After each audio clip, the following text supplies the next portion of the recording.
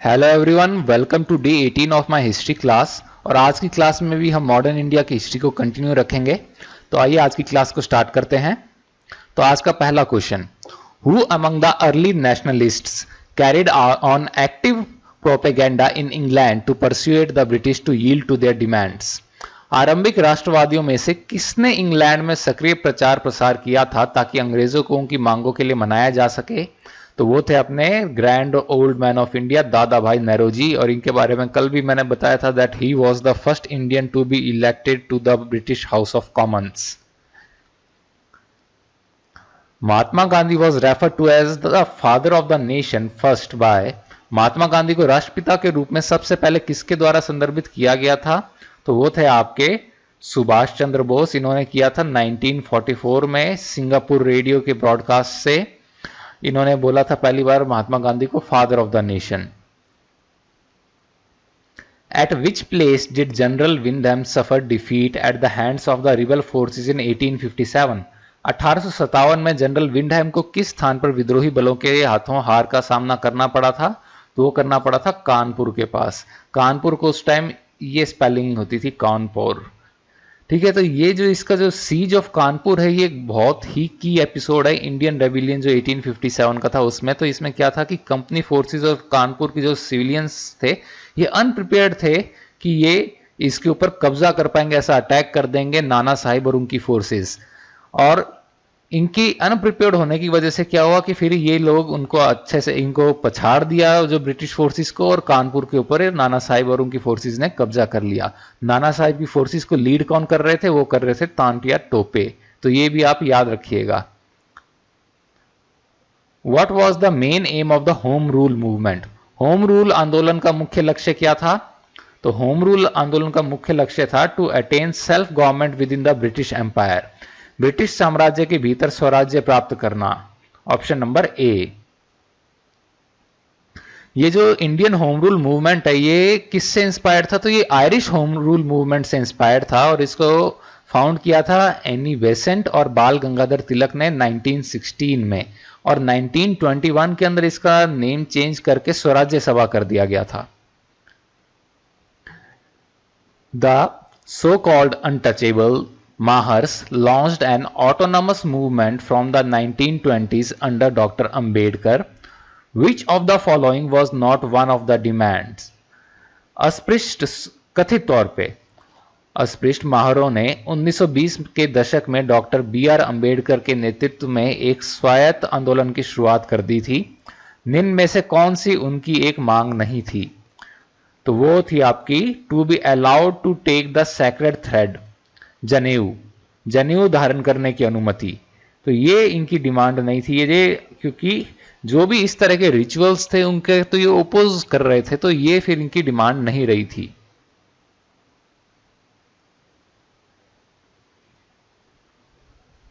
Who of the following organized a march on the Tanjore coast to break the salt law in April 1930? अप्रैल 1930 में निम्न में से किसने नमक कानून को तोड़ने के लिए तंजोर तट पर एक यात्रा का आयोजन किया था? तो वो है आपके राजा जी यानी कि सी राजगोपालाचारी। और राजा जी गांधी जी के समधी भी बने थे बाद में, ये चीज भी आप याद रखिएगा। तो ये वेदरनयम मार्च या वेदरनयम सत्याग्रह जिसे कहते हैं, ये गांधी जी ने जो दांडी सत्याग्रह किया था उसके फ्रेमवर्क पे ही ये बेस्ड था। और सी राजगोपालाचारी जो थे इन्होंने इस मार्च को लीड किया था। ये 13 अप्रैल 1930 से स्टार्ट हुआ था। ठीक है, कहां से स्टार्ट हुआ था? तिरुचिरापल्ली से स्टार्ट हुआ था, या त्रिचिनोपोली उस टाइम जो इसका नाम था, वहां से स्टार्ट हुआ और ये ईस्ट में चलते गए और वेदरनयम जो कि तंजौर डिस्ट्रिक्ट में था वहां जाकर रुके थे ये। The first partition of Bengal under lord Curzon took place in. Lord Curzon के नेतृत्व में बंगाल का पहला विभाजन कब हुआ था? तो वो हुआ था 1905 के अंदर। इसके बारे में कल भी बताया था। ये हिंदू मुस्लिम के बेसिस पे डिवाइड करना चाहते थे इसको, और जो भाना तो ये था कि एडमिनिस्ट्रेटिव ये कन्वीनियंस, लेकिन इनकी डिवाइड एंड रूल ये पॉलिसी थी इनकी ब्रिटिशर्स की, अपन को याद भी पता भी है। और ये इसको अपोज करने के लिए स्वदेशी मूवमेंट स्टार्ट हुआ था, ये भी आपको ध्यान होगा, कल मैंने क्वेश्चन करवाया था। Mahatma Gandhi started his salt march from. Mahatma Gandhi ने अपने नमक मार्च की जो नमक कूच, जो दांडी कूच है, उसकी शुरुआत कहाँ से की थी? तो वहां की थी इन्होंने आपके साबरमती आश्रम से। ये 12 मार्च 1930 को ये स्टार्ट हुए थे ये, और दांडी की तरफ चल पड़े थे साबरमती आश्रम से अपने लगभग शायद 78 या 80 इनके जो थे आश्रमाइट्स उनके साथ, और इसके अंदर खाली आश्रम के आदमी ही थे और कोई नहीं बाहर के लिए थे इन्होंने। Theosophical society was established in India in 1886 at the place. Bharat में 1886 में किस स्थान पर थियोसॉफिकल सोसाइटी की स्थापना की गई थी? तो वो की गई थी अद्यार में, अद्यार के अंदर, ऑप्शन नंबर बी। ये जो थियोसॉफिकल सोसाइटी है ये 1875 में फाउंड की गई थी, किसके द्वारा? हेलेना ब्लेवेत्स्की और कर्नल हेनरी ऑलकट के द्वारा। और कुछ साल के बाद इन्होंने क्या किया कि ये इंडिया में मूव कर गए और एस्टेब्लिश किया इंटरनेशनल हेडक्वार्टर्स इसका, थियोसॉफिकल सोसाइटी का, अद्यार के अंदर, जो कि मद्रास, जो कि अब चेन्नई के अंदर है, वहां पर। Right the correct chronological order of the following. निम्नलिखित घटनाओं का सही कालक्रम कौन सा है? तो अपने देखें, सबसे पहले आपका आया था रेगुलेटिंग एक्ट, उसके बाद आपका आया था पिट्स इंडिया एक्ट, और ये आया था शायद, एक मिनट, ईयर्स भी आए थे, मैं आपको आई थिंक बता देता हूं।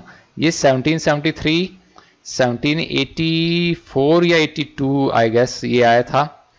और आपका फिर आया था इंडियन काउंसिल्स एक्ट 1892 के अंदर आया था आई गेस। और फिर आपका आया था रोलट एक्ट 1919 के अंदर। तो CADB आपका कौन सा है? एक ही है, सी से स्टार्ट होने वाला ये एक था, इतना करने की जरूरत ही नहीं थी। ऑप्शन नंबर डी, ठीक है। 1773, 1784, 1892, 1990, 1919 not 1990। Which Indian nationalist leader looked upon a war between Germany and Britain as a God-set opportunity which would enable Indians to exploit the situation to their advantage? इनमें से किस भारतीय राष्ट्रवादी नेता ने Germany और Britain के बीच के युद्ध को ईश्वर के द्वारा भेजे गए अवसर के रूप में देखा था, जिसमें भारतीय इस परिस्थिति का लाभ उठाना, अपने हित में उठा सकते थे परिस्थिति का? तो ये आपके थे सुभाष चंद्र बोस। इन्होंने क्या सोचा कि हम नाजीज के साथ, हिटलर और के साथ हाथ मिलाएं और ब्रिटिश को पछाड़ के खुद आजादी ले लें।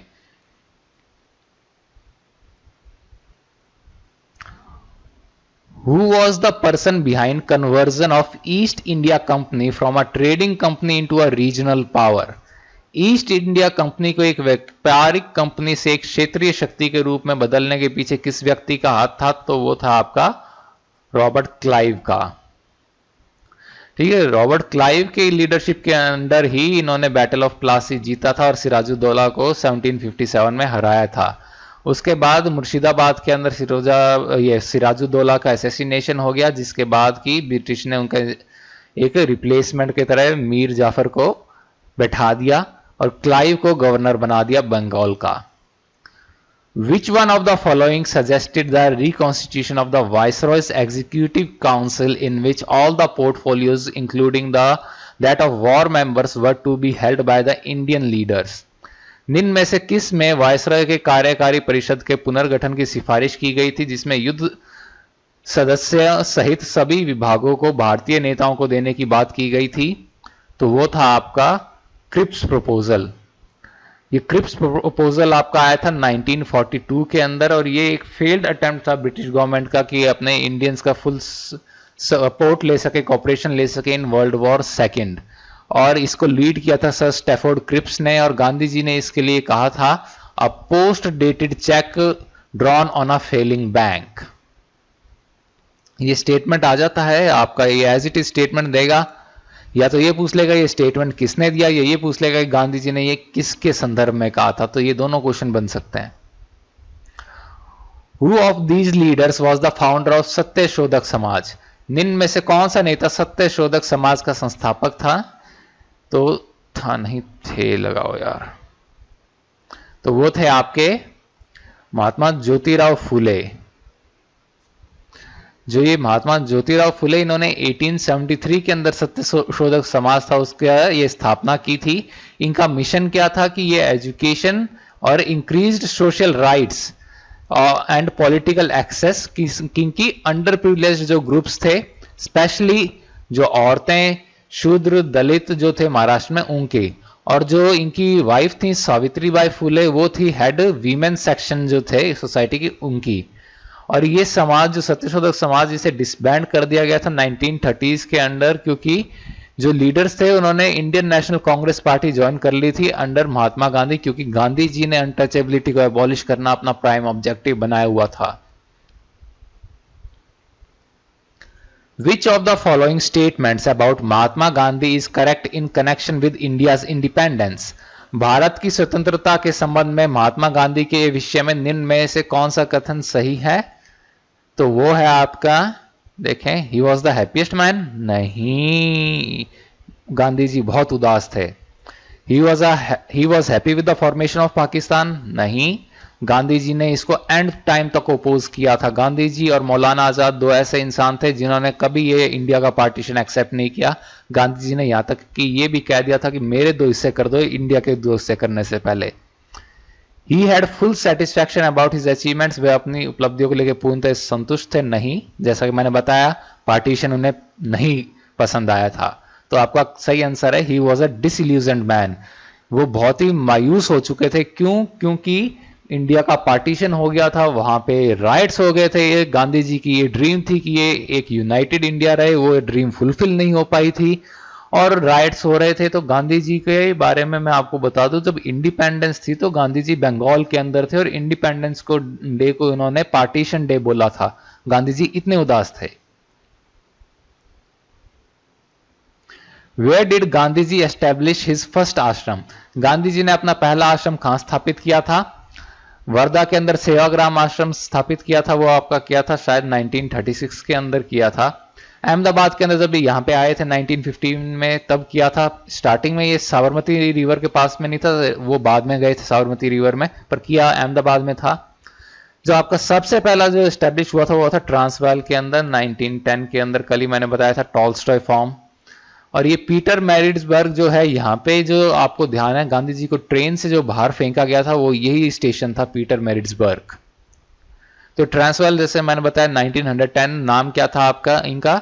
वो था टॉलस्टॉय फार्म। टॉलस्टॉय फार्म आपने का नाम रखा गया था लियो टॉलस्टॉय के नाम से, जिनकी बुक थी जो 1894 में the kingdom of God is with in you.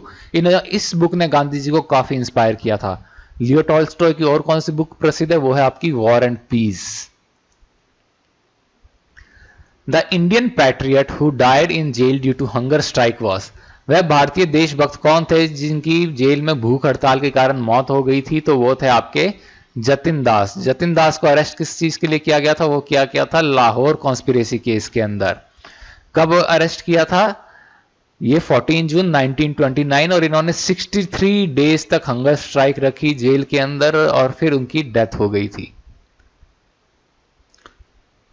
The Federation of Indian Chambers of Commerce and Industry was founded in 1927 by भारतीय वाणिज्य तथा उद्योग महासंघ की स्थापना 1927 में किसके द्वारा की गई थी? तो वो की गई थी आपके जीडी बिरला और ठाकुरदास इनके द्वारा।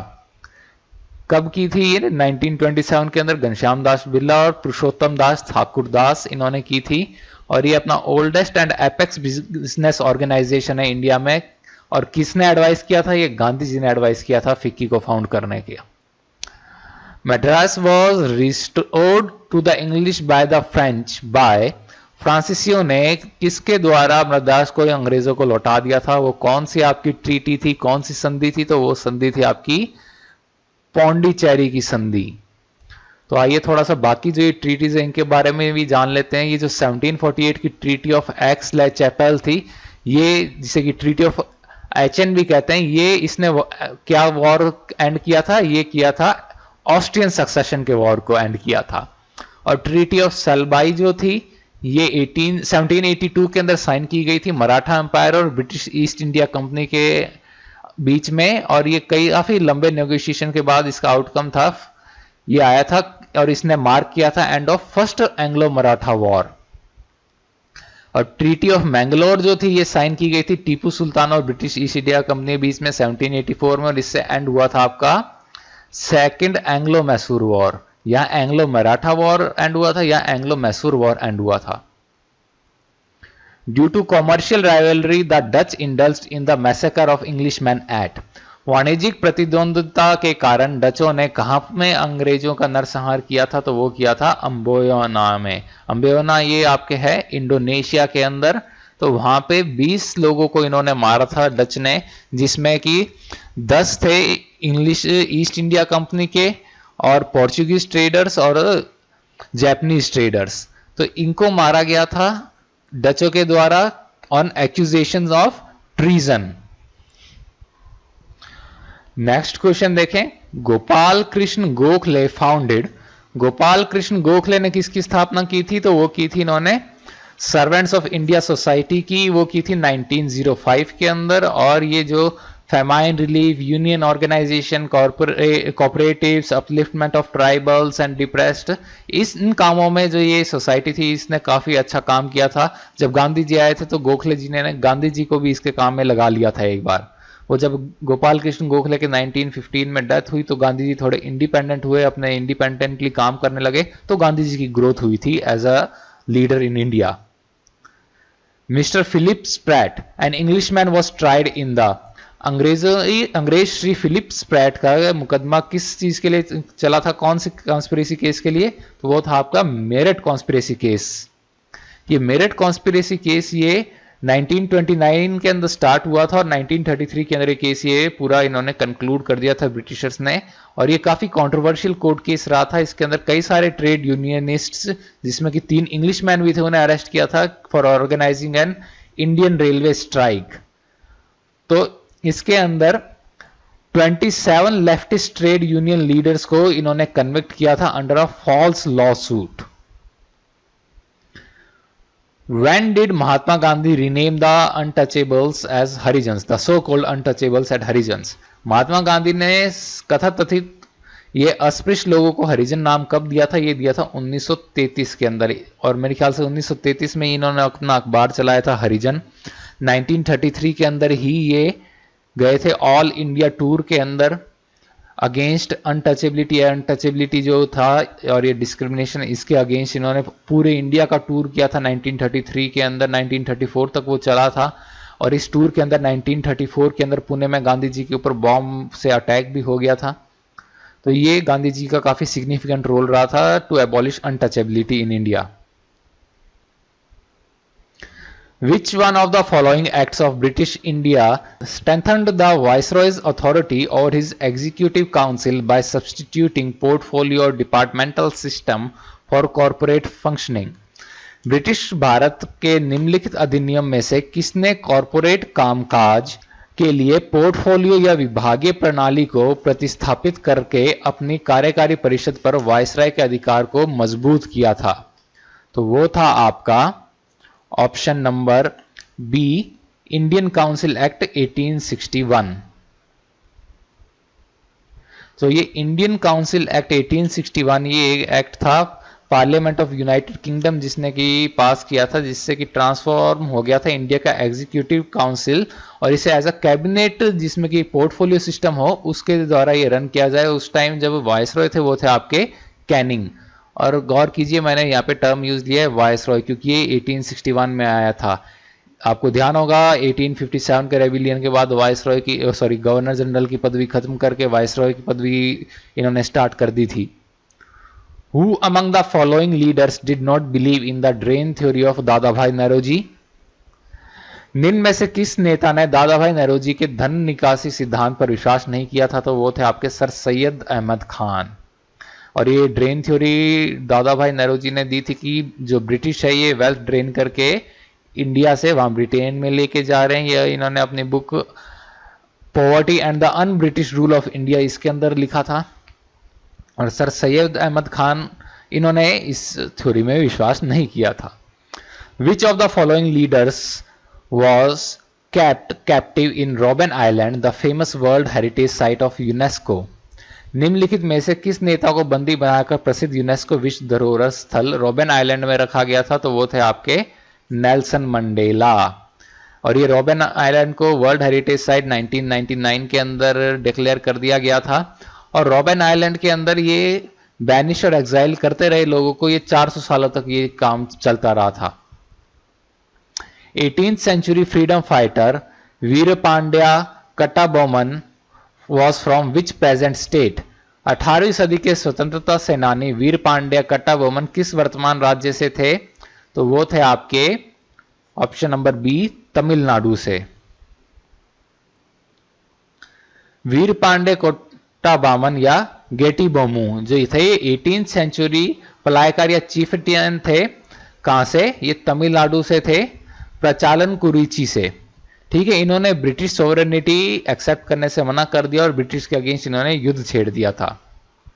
बाद में कैप्चर कर लिए गए थे और इनको फांसी की सजा हो गई थी।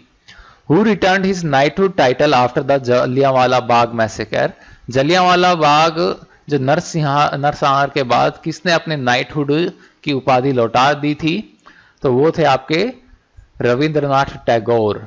और महात्मा गांधी ने केसर हिंद की उपाधि लौटाई थी, ये भी आप याद रखिएगा। Mahatma Gandhi had violated the salt law in which coastal city. Mahatma Gandhi ने किस तटीय शहर में नमक कानून को तोड़ा था? तो वो था आपका दांडी में। कब तोड़ा था? 6 अप्रैल को, 6 अप्रैल 1930 में। 6 अप्रैल डेट क्यों चूज की गई थी? इस डेट के पीछे भी सिग्निफिकेंस थी। जो आपका जो रोलट एक्ट के अगेंस्ट जो गांधी जी ने ओपोजिशन के लिए जो वीक चूज किया था वो स्टार्ट हुआ था 6 अप्रैल 1919 से। तो जो जलियांवाला बाग मैसेकर के अंदर जो लोग शहीद हुए थे उनको श्रद्धांजलि देने के लिए फिर गांधी जी ने यहाँ पे अप्रैल 6 डेट चुनी थी, क्योंकि वो वीक गांधी जी ने कहा था एक जो कि सत्याग्रह वीक हम रखेंगे, इसको अपोज करेंगे, और वो जाने गई थी तो उनको श्रद्धांजलि देना चाहते थे गांधी जी, इसलिए ये अप्रैल 6 डेट चूज की गई थी।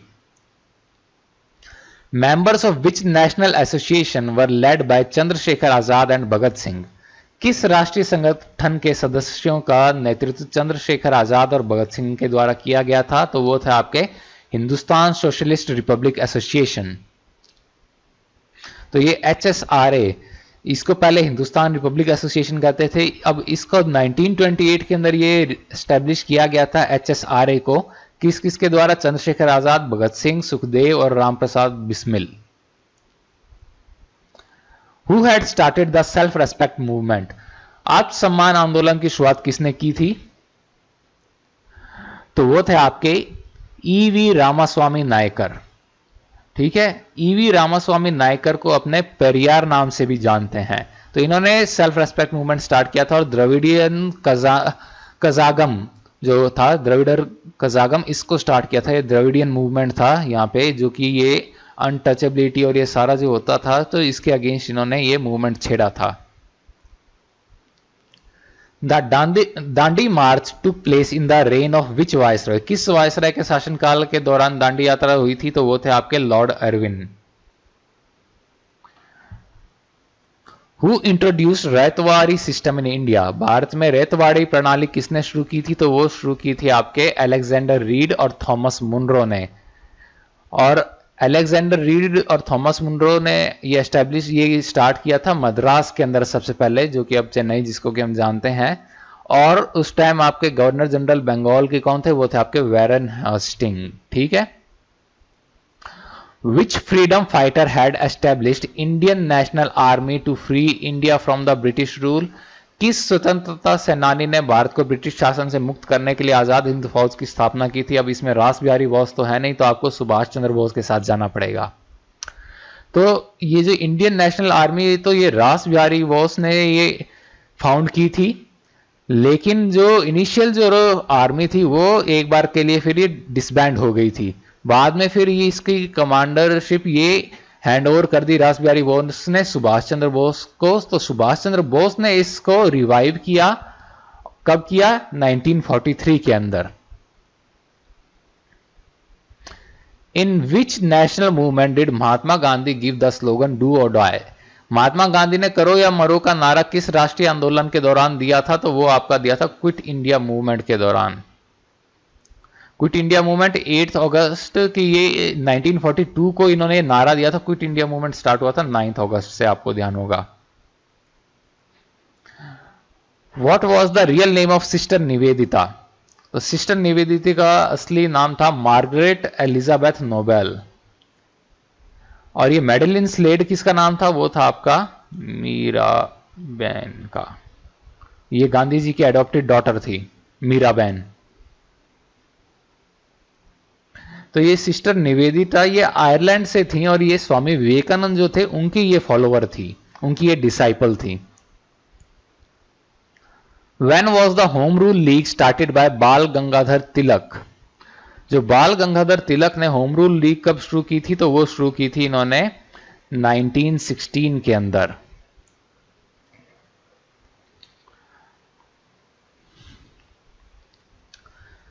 When was सत्याग्रह सभा established by गांधी जी? गांधी जी के द्वारा सत्याग्रह सभा की स्थापना कब की गई थी? स्थापना आएगा तो वो की गई थी आपके 1919 के अंदर।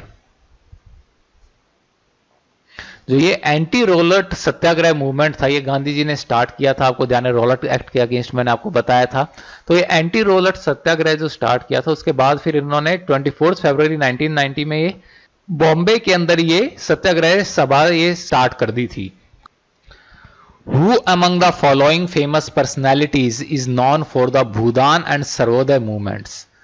तो निम्नलिखित प्रसिद्ध व्यक्तियों में से भूदान और सर्वोदय आंदोलन के लिए किसे जाना जाता है? तो वो है आपके आचार्य विनोबा भावे। जो आचार्य विनोबा भावे और जो जयप्रकाश नारायण जेपी थे ये ट्रू गांधीयंस थे और ये सोशलिस्ट थे और जो दो मेन जो लीडर जो कि सर्वोदय मूवमेंट के साथ एसोसिएटेड थे। Which of the following is known as the Magna Carta of English Education in India? निम्नलिखित में से किसे भारत में अंग्रेजी शिक्षा के मैग्ना कार्टा के रूप में जाना जाता है? तो वो है आपका Charles Wood dispatch, option number C. तो ये सर चार्ल्स वुड जो थे ये प्रेसिडेंट थे बोर्ड ऑफ कंट्रोल। इन्होंने डिस्पैच भेजा था किन्हें? लॉर्ड डलहौजी को। तो किसके टाइम में हुआ था? ये हुआ था लॉर्ड डलहौजी के टाइम में। तो ये भी आप थोड़ा याद रखेंगे, ठीक है। 1854 के अंदर भेजा था। ये जाना जाता है वुड्स डिस्पैच के नाम से और ये Magna carta of English education कहा जाता है इंडिया के अंदर। After which battle did east India company start appointing the residents in Indian states? किस लड़ाई के बाद ईस्ट इंडिया कंपनी ने भारतीय राज्यों में निवासी नियुक्ति करने की शुरू कर दिया था? तो वो किया था आपके बैटल ऑफ बक्सर। जो बैटल ऑफ बक्सर के बाद इन्होंने इंडियन जो रेजिडेंट्स हैं उन्हें स्टेट्स के अंदर नियुक्त करने लग गए थे। ये जो नियुक्तियां होती थी ये पॉलिटिकल और कॉमर्शियल एजेंट्स होते थे और इनका काम होता था ये जो कंपनी है इसको सर्व करना और इन रेजिडेंट्स के थ्रू कंपनी ऑफिशियल्स क्या इंटरफेयर करने लगे थे इंटरनल अफेयर्स ये इंडियन स्टेट्स के। Who was the president of the Congress session held in Calcutta in 1906? 1906 में कलकत्ता में कांग्रेस अधिवेशन का अध्यक्ष कौन थे? तो वो थे आपके दादा भाई नेरोजी। ये तीसरी बार बने थे कांग्रेस के अध्यक्ष और ये एक मॉडरेट थे, नर्म दल वाले थे। और इस समय आपको ध्यान है कि कांग्रेस नर्म दल और गर्म दल में बंटने वाली सी थी। 1907 के जो सूरत अधिवेशन में तो इनका बिल्कुल स्प्लिट हो ही गया था। तो नर्म दल और गर्म दल के अंदर ये तो नर्म दल वाले थे ये। और साथ साथ जो दादा भाई नेरोजी थे ये किनके मेंटर थे? बाल गंगाधर तिलक, गोपाल कृष्ण गोखले और महात्मा गांधी के भी एक बार ये मेंटर रहे हुए हैं। Lala Lajpat Rai was the founder of which of the following banks? Lala Lajpat Rai निम्नलिखित में से किस बैंक के संस्थापक थे? तो वो थे आपके पंजाब नेशनल बैंक के। पंजाब नेशनल बैंक 1894 के अंदर इसे एस्टेब्लिश किया गया था अंडर इंडियन कंपनीज एक्ट और इसका ऑफिस था अनारकली बाजार लाहौर के अंदर जो कि आज प्रेजेंट डे पाकिस्तान के अंदर है। लाला लाजपत राय एक्टिवली एसोसिएटेड थे इसके मैनेजमेंट के साथ इसके अर्ली ईयर्स के अंदर। और PNB is the first Indian bank जिसका कि पूरे इंडियन कैपिटल के साथ ही मतलब कि बनाया गया था और यही मतलब सर्वाइविंग है। वैसे तो सबसे पहला था अवध कॉमर्शियल बैंक जिसको कि 1881 के अंदर एस्टेब्लिश किया गया था लेकिन ये 1958 के अंदर फेल हो गया था Awadh commercial bank. Who among the following is known as Loknayak? निम्नलिखित में से किसे लोकनायक के नाम से जाना जाता है? तो वो आपके थे जेपी यानी कि जयप्रकाश नारायण। और जयप्रकाश नारायण ने इमरजेंसी का विरोध करने के अंदर काफी सिग्निफिकेंट रोल प्ले किया था। इमरजेंसी के बाद फिर जनता पार्टी गवर्नमेंट बनी थी। ये जेपी जो थे, इन्होंने इस गवर्नमेंट को बनवाने में काफी रोल प्ले किया था सिग्निफिकेंट इन 1977 जब इमरजेंसी लिफ्ट हुई थी। In which of the following order were the satyagraha movements organized by Mahatma Gandhi? Mahatma Gandhi के द्वारा सत्याग्रह आंदोलनों का आयोजन निम्न में से किस क्रम में किया गया था?